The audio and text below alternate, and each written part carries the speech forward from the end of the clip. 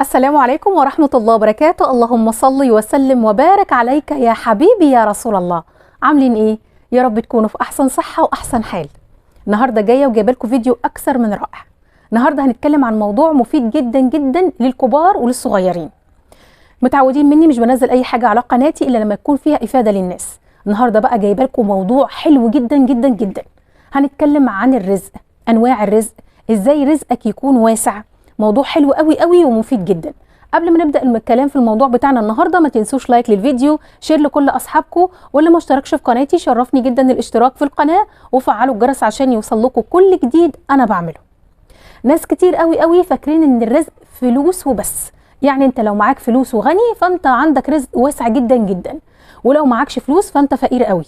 غلط جدا جدا جدا، وده لازم تزرعوه في ولادكم من وهم صغيرين، بنات او ولاد. الرزق حاجات كتير جدا جدا.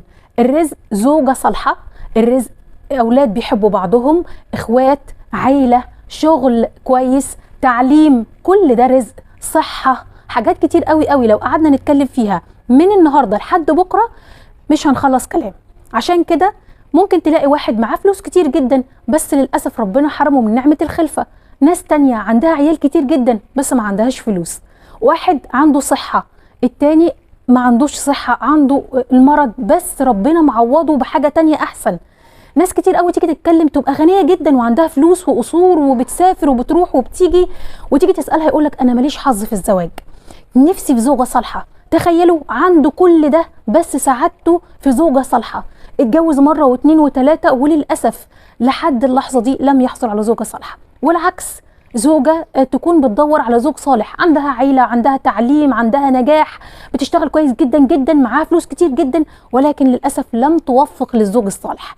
عشان كده مش معنى ان انت مش معاك فلوس ان رزقك مش واسع، بالعكس، انت ممكن تكون حالتك المادية على قدها جدا بس عندك أطفال، عندك زوجة بتحبك، عندك عيلة بتحبك، عندك صحاب بيحبوك، فانت رزقك اوسع من ناس كتير جدا جدا عندها بيوت حلوة وقصور وعربيات وحاجات كتير جدا انت ممكن تكون بتتمناها. عشان كده دايما نقول الحمد لله، اللهم لك الحمد والشكر على كل شيء في حياتنا، لان انت ممكن يكون عندك نعمة في ناس كتير قوي قوي قوي بتتمناها.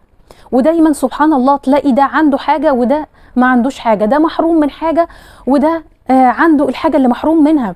عشان كده للأسف الناس اللي ما بتتقيش الله سبحانه وتعالى بتحسد، والحسد ده شيء صعب جدا جدا. أول حاجة إن هو سوء أدب مع الله سبحانه وتعالى، إنك بتقول لربنا أنت اديته فلوس ليه وما اديتنيش؟ أنت بتقول لربنا أصل هو عنده بيت حلو وأنا ما عنديش، ودي حاجة وحشة جدا جدا جدا.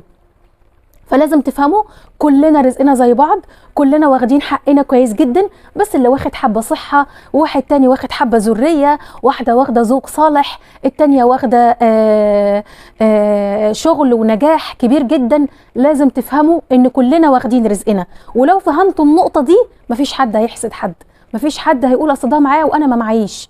نقطة مهمة جدا جدا لازم تفهموها لولادنا. ازاي رزقي يكون واسع؟ ولو حابة ازود رزقي اعمل ايه؟ رقم واحد الاستغفار. استغفروا كتير جدا جدا يا جماعة، الاستغفار بيزود الرزق، اقسم بالله ده كلام ربنا مش كلامي. استغفروا كتير جدا جدا.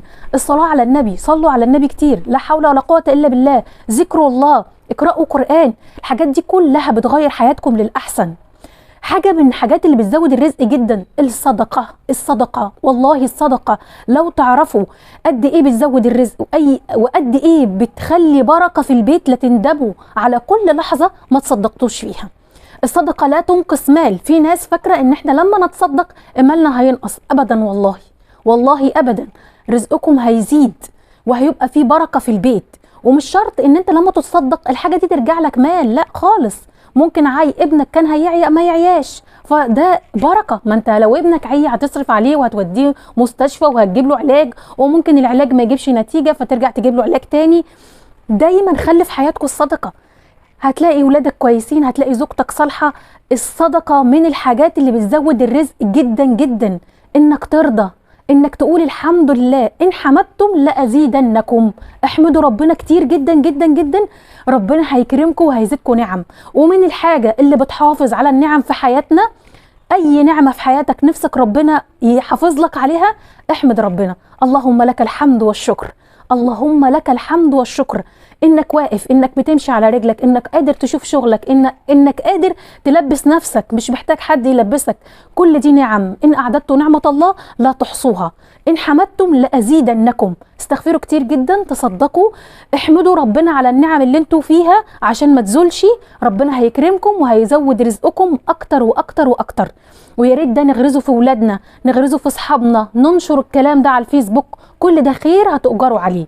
ده الفيديو بتاعنا النهارده، يا رب يكون عجبكم، تكونوا انبسطتوا منه. لو عجبكم الفيديو ما تنسوش لايك للفيديو، شير عشان الكل يستفيد، واللي ما اشتركش في قناتي شرفني جدا الاشتراك في القناه، وفعلوا الجرس عشان يوصل لكم كل جديد انا بعمله.